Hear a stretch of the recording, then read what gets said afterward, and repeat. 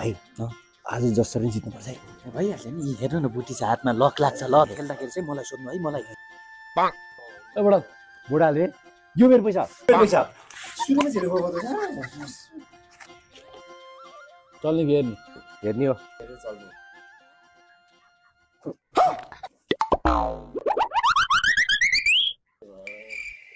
मेरो 20 10 फेरि 20 20 फेरि 20 40 80 हेर्छु म।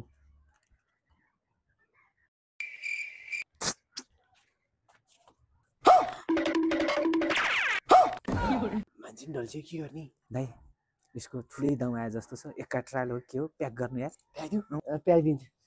ल ल पैसा मेरो बोकेर ल यसो के रहेछ हेरौँ न। सत्ता बढी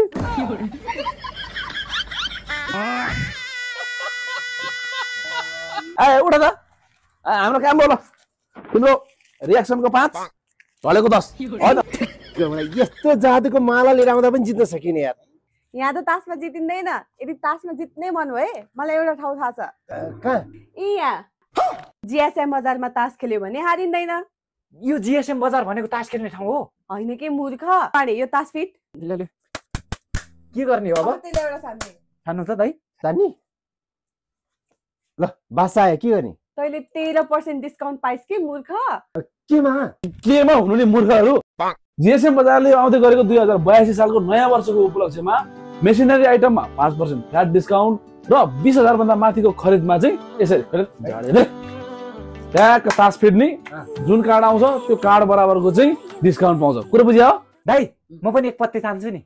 अनुहार दुवा दिदी खाएको छ के होला र। चल त दुखिया त दाइ। मैले भने नि त तर चिन्ता नगर। 2 देखि माथि 5 भन्दा मुन्तिर जति आए पनि 5% डिस्काउन्ट हो। कुरो बुझिस्?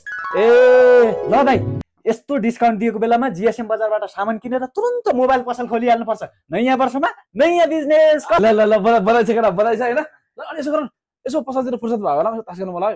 हामी अब बिजी भइसक्यो।